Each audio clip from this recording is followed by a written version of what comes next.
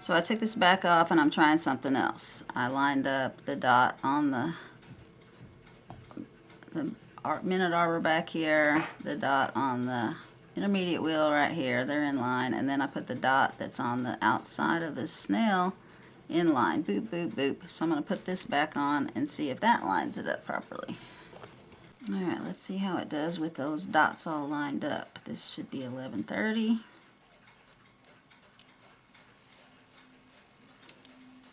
This should be the 12. Let's see where the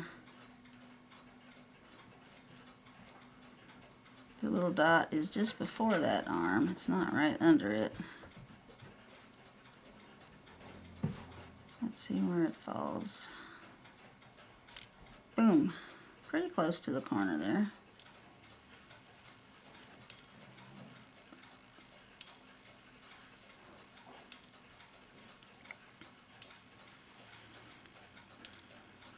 And now let's see where it hits at 1 o'clock. If it's up on the snail on the 1 o'clock position better.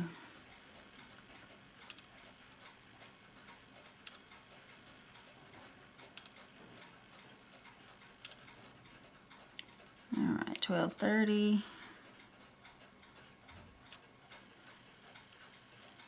And let's see how far this arm comes over on the snail for the 1 o'clock.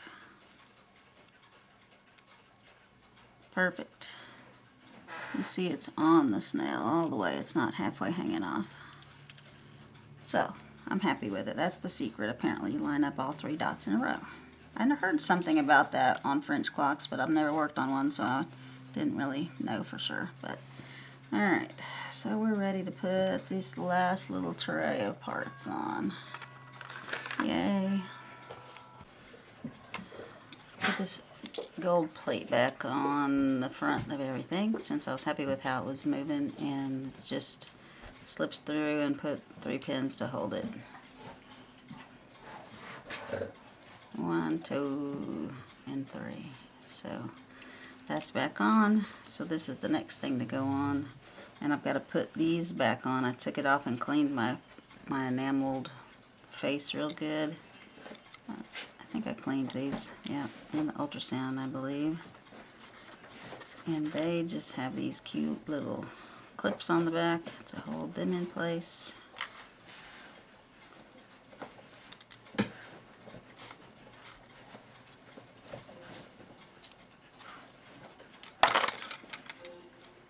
And then the center, I'm dropping everything, I'm tired. We've been working on the porch again. Alright, that, and then there is a small one somewhere, if I can hold on to it long enough, in the center.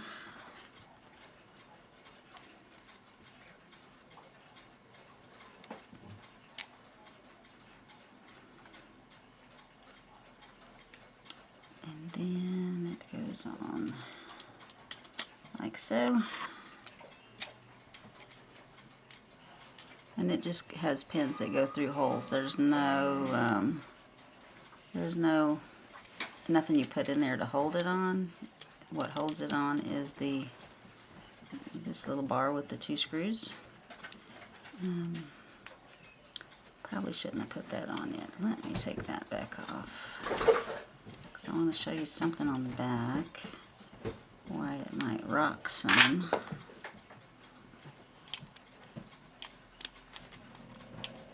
This one is really too short. But I put it where I could actually get to it this time instead of under the spring like it was before.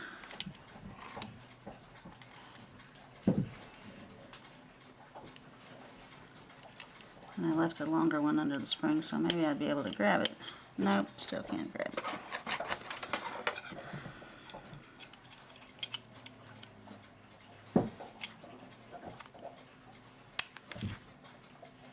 Pretty much what happened last time. Used that, popped it out, went flying. Okay, so instead of putting that on there first, I'm going to take it back off. I'm going to put this on here, because when I put those little things on the back, if they're not sitting right on the holes back here, it makes the plate rock a little bit. So I just wanted to make sure that the little clippy things were kind of down in the space that was designed for them. Alright, so now none of them are up under this, and it's sitting nice and flat, so when I put the screws on, it won't try to rock around.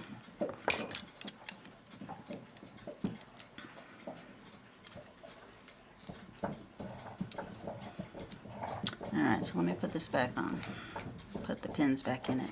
So that's back on, and this goes through that little hole and through to a plate that you put on. In the very first beginning, before you could even put the two back plates together, there was one little plate screwed on down here, and that is the other side where the pivot goes for this escape wheel. Like about so. And then this goes on here. This is the other pivot hole for the escape wheel. And it also holds all of that together.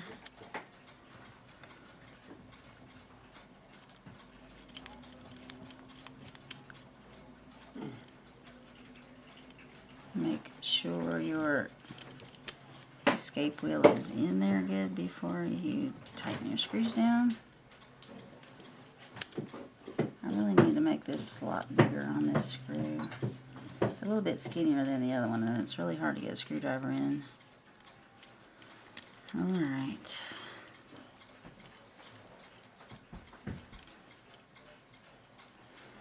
So I guess I'm ready to put this on here. I went ahead and took that piece off the back again, just to make life easy. Before I do that, I'm going to put some oil on that and that end of the pivot. Probably not on camera. Before I put this on, I'm going to put a little oil on this and that end of the escape wheel before I forget. Alright, so to put my these little guys back on, I do oil them too. I didn't the first time I worked with a clock with these open escapement, the little synthetic rubies or whatever they are, rubies. I can't even tell which is the flat side, that side. One side's flat and one side's round. So they're actually round all the way through, right there. And then on the front, you can tell where it's cut flat on one side and then the other side, and that's what interacts with your escape wheel. So that's the side that needs a little bit of oil. So I didn't oil that the first open escapement clock that I worked on, and the pendulum didn't move very much, and it kept trying to stop. And so then when I oiled that, I got a lot more swing on my pendulum. So I suggest oiling it now, just like any other one. And then this goes on it. So this, you can see, that's the pivot hole for that piece that I just had in my hand. And there's a slot on it right there. You can adjust that to raise and lower your pallet into the escape wheel. I haven't adjusted it. It was working good before, so hopefully it is still in a really good spot.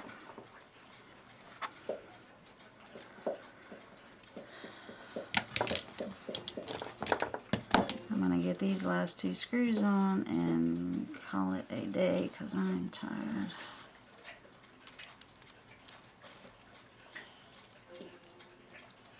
French clocks have the tiniest little pivots. They're not like German clocks at all. Alright, so that's in there. And then we have to put the one on the back side. I took it off just to make it easier to get it all back together.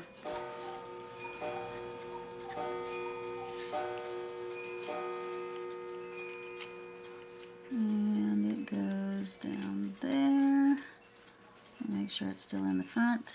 Looks like it's in the front one. Put that on the back one. And try to make it go in the hole. There we go. One last screw, yay.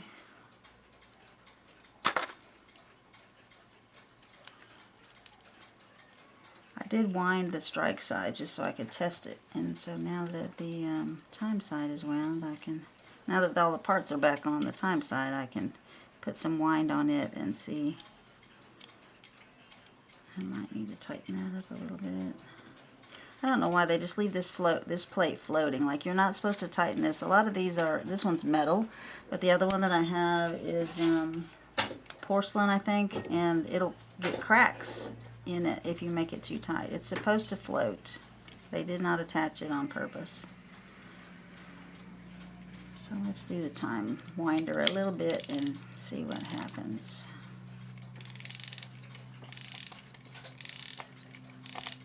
I hear it winding up some.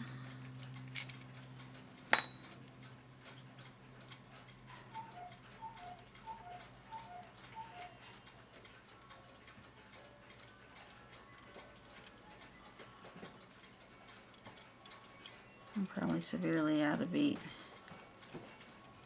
That's me moving the pendulum on the back.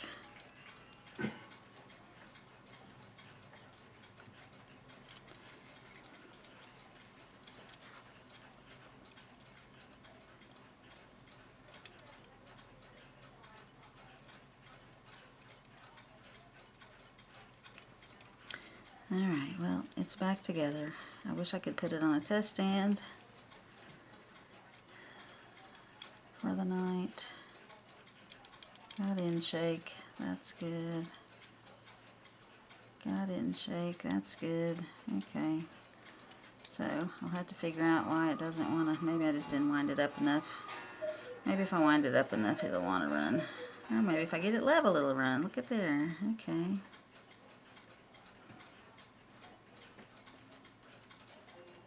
That'll work. Maybe I can get it on my test stand without the gong and stuff on the back. I don't know.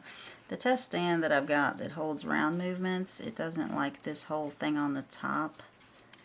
I could put it on this side as long as the hands aren't too long, because then that's the problem I run into next, is that the hands are long and they run into the clamp that you've got on the bottom. So I have a hard time being able to put these on any kind of test stand.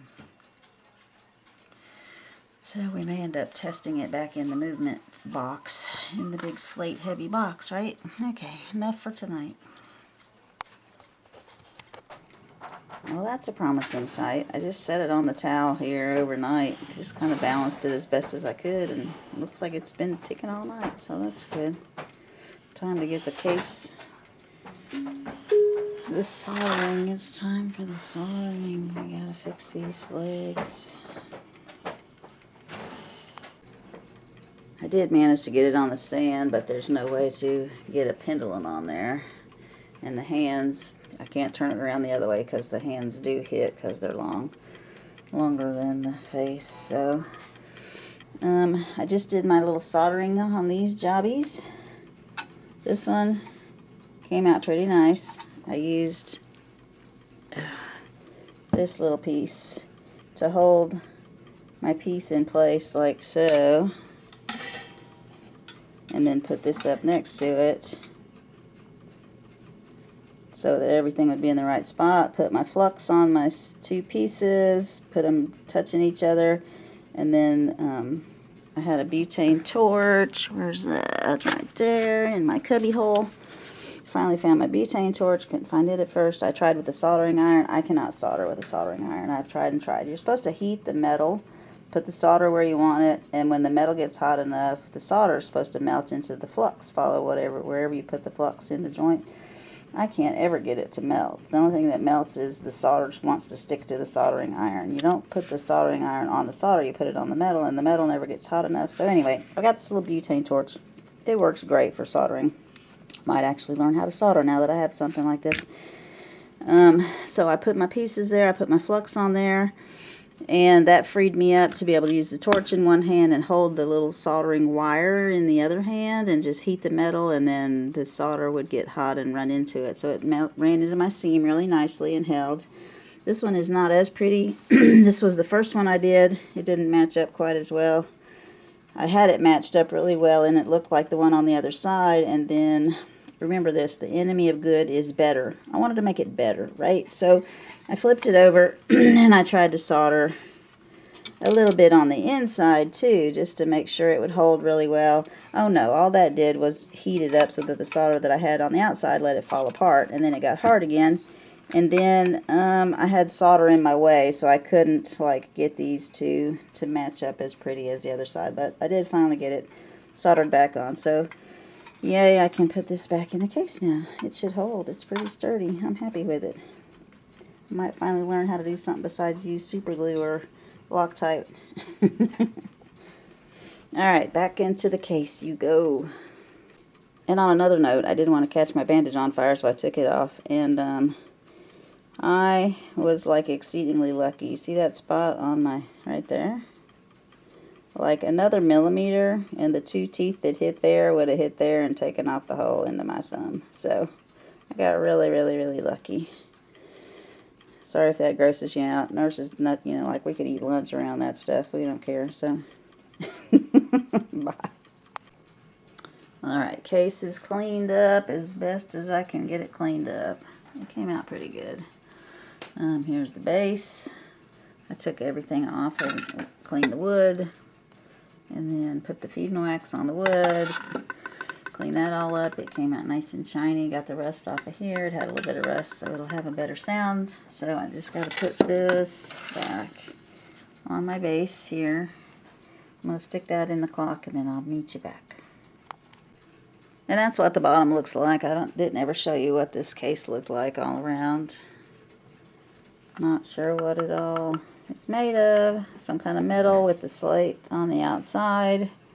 But it is super heavy. I did weigh it. It's 22.2 pounds with, without the movement in it.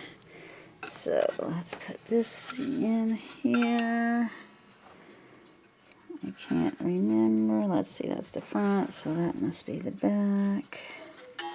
So yeah, these little screws are embedded, and luckily they're still good and solid. But it looks like this one had some kind of repair. It's got some kind of epoxy or something around it, so it's a little bit wobbly. A little bit wobbly. I just knocked my movement over. Okay, luckily I didn't mess it up. Oh, and then I just dropped it. Okay, yeah, yep, it's definitely time for a break. Oh God. You work on something, you're so careful, and then you freaking knock it over. Yeah, this just doesn't hold very well on a round movement at all. So the whole thing came off. Great. Well, anyway, as I was saying, these are a little wobbly in here, but they do hold the base on, no problem. So let me put the base on. Well, dropping it did mess it up a little bit, because when I put it in this front part, the little verge pallets did not want to move anymore. They were very tight. I didn't have any end shake anymore.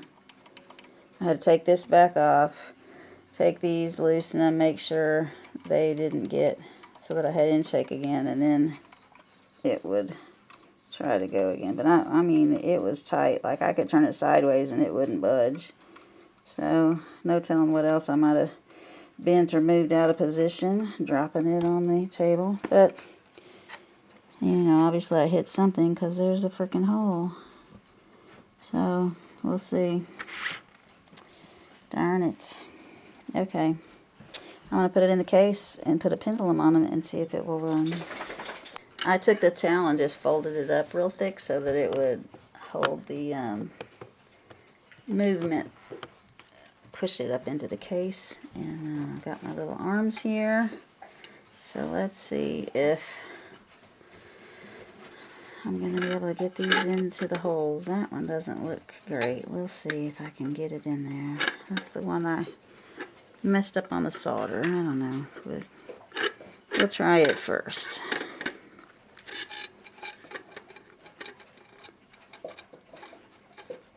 Well, it seems to be going. That's a good thing. Let's see if this one will go.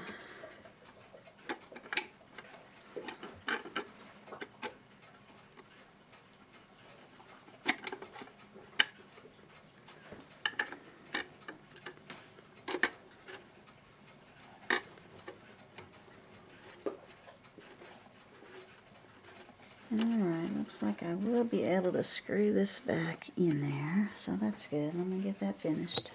Make sure you, if you take everything off of this board, that you put it back on the right way, otherwise your gong is on the wrong side of your movement. I just put it together going, oh yeah, the black goes on the outside, and then when I got thinking about it, no, the brown was down, and the black went to the inside of the case. So basically my gong is in the way of everything because it's upside down. So I gotta take it out, flip it over.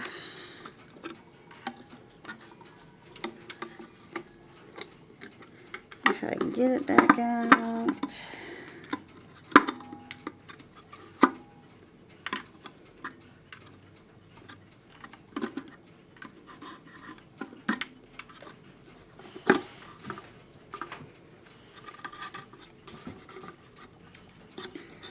Because this is the only way the gong can go. Otherwise the gong's in the front of the movement. And I was questioning that when I was putting it in because it did not seem like the way it was when I took it out.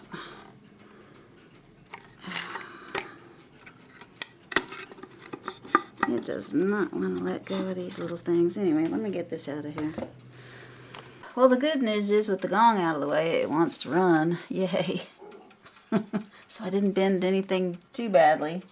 I am curious what gouged a hole in my desk, but I just need to adjust the gong so that it'll hit on the hammer, and then I think we're about ready to put the pendulum on, because it's definitely not hitting.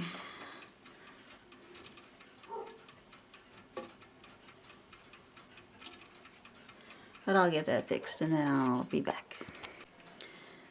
Got the gong adjusted, checking the sound of it, and remember what it did before I ever worked on it? It would go off at 5 minutes till the hour and just do one time, no matter what the time was. Watch.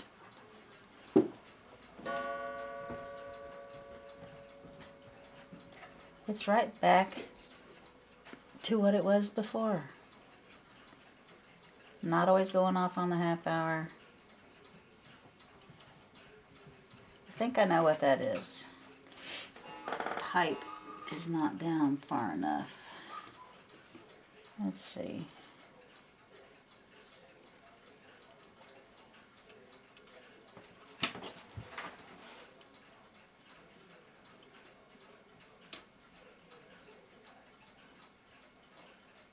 Now it's not going off at all. Yep, there it goes. Alright, so that's all it is the hour pipe that goes down there that has the prongs on the back of it. When it slips forward, it doesn't gong right, and I haven't finished putting it back together. I've still got to put the nut and the pin on there, so that's why. But it freaked me out there for a minute because I'm like, dang, I'm all back together, and now it's doing it right back like it was before. So if yours is going off at 5 minutes to the hour and only gongs one time on the hour and the half hour, it could just be your hour pipe is not pushed far enough back and it falls off of the little peg too soon. It's 5 minutes till, and when it does that, it doesn't let the rack fall all the way. I finally got my little suspension spring on there.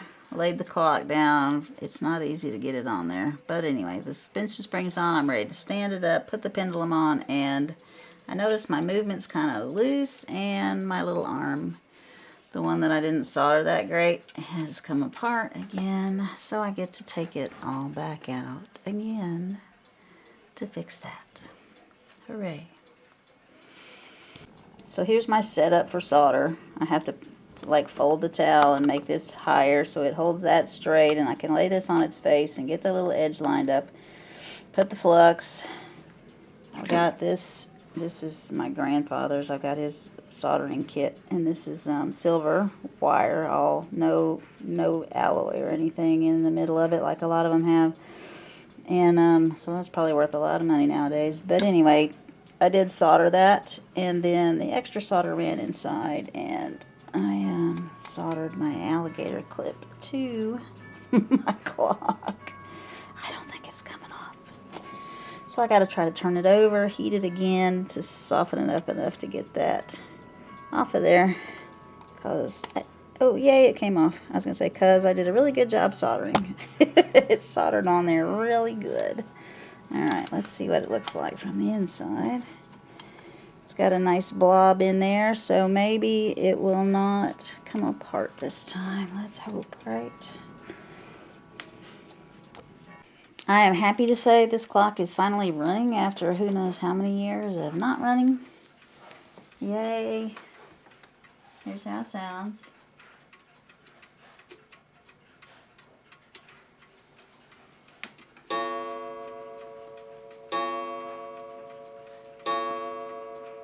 Got a pretty good sound.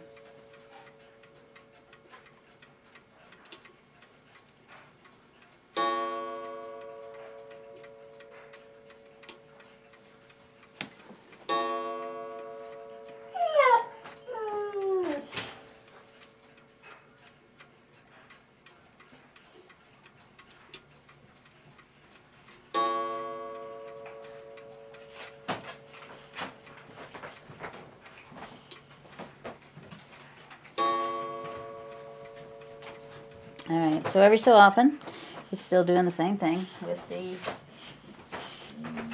hour pipe. I may need to put another washer on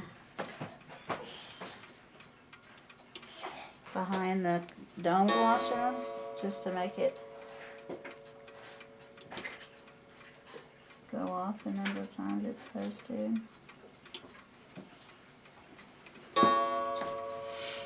When I push on the hands and push the hour pipe in more, it works like it's supposed to. So I probably need one more washer under the hands. I'll show you the front.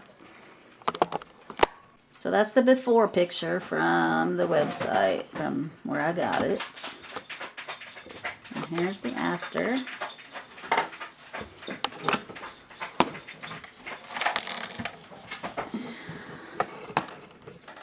Came out a bit better than it looked before. It's running good.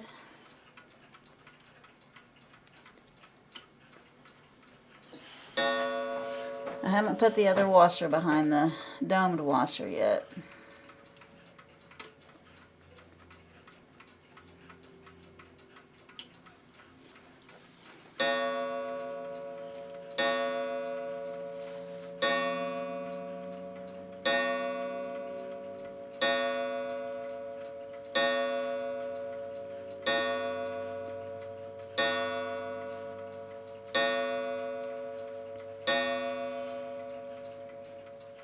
But as long as the hour pipe is pushed in all the way, it goes off right on the hour and the half hour. If it slides forward some, it goes off about 5 till when it goes into warning. It just slips off the little peg. The little peg's not far enough back to hold the arm up and keep it from striking. So anyway, I hope y'all enjoyed this video. I enjoyed working on this clock. I love how it came out. And it's going to go upstairs beside my bed, I do believe, on my nightstand, because I really enjoy looking at it. I hope y'all enjoyed it. Leave me some comments. See you again soon.